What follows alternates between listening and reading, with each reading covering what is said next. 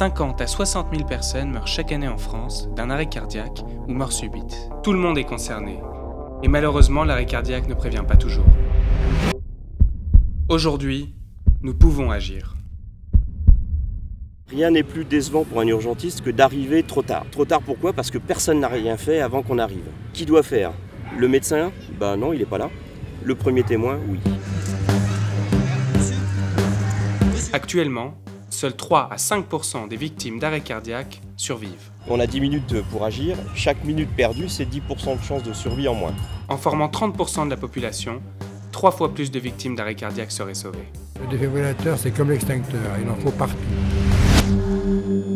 Avec la formation et un accès libre à un DEA ou DSA, nous pourrions sauver 30% des victimes. Un défibrillateur plus une formation, c'est 10 fois plus de vies sauvées. Le slogan, c'est 20 minutes de sa vie pour sauver des vies. Et ces formations courtes en 20 minutes sont aussi efficaces que les formations anciennes qui duraient 8 heures.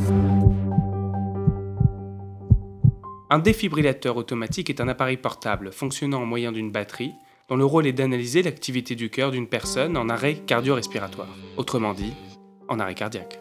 Donc quand on parle de la chaîne de survie, appeler, masser, défibriller, c'est bien sûr appeler le SAMU, appeler le 15, masser en attendant le défibrillateur. Par contre, dès qu'on a un défibrillateur, le mettre en place pour effectivement qu'il puisse œuvrer et arrêter la fibrillation qui est la partie débutante de chaque arrêt cardiaque.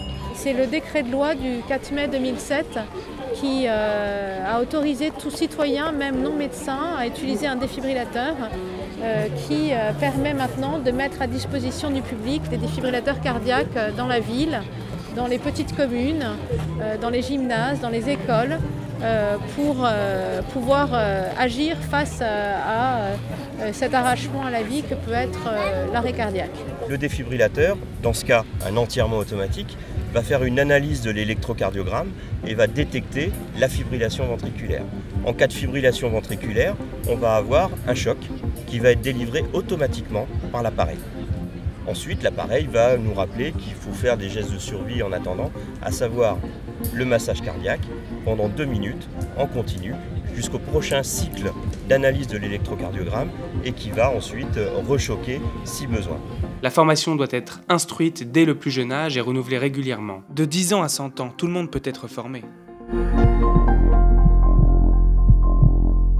Pour ça, on va mettre une main sur le front, 2 doigts sur le menton, puis on vient simplement se pencher vers la personne. Donc maintenant, qu'est-ce qu'on va faire? On va mettre le défibrillateur. Si on met des défibrillateurs, c'est pour qu'ils soient accessibles et c'est pour qu'on puisse l'utiliser quand on en a besoin. Là, c'est tout simple.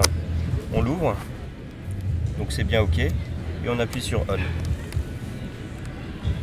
Appelez les secours immédiatement. En fait, on prend les électrodes, on les enlève, et on va poser les électrodes sur le thorax comme indiqué sur le schéma. Ne touchez pas le patient. Il faut toujours écouter ce que la machine dit.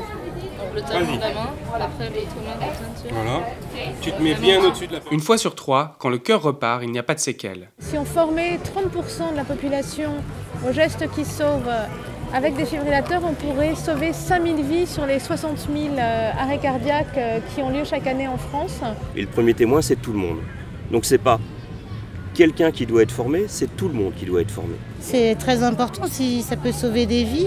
Au cours de la formation, là, j'ai vu que le défibrillateur, ça pouvait quand même beaucoup aider pour sauver des vies. Je suis très contente d'être venue ici et de voir qu'il y avait des petits stages de formation et j'ai mieux compris la procédure, comment ça se passait.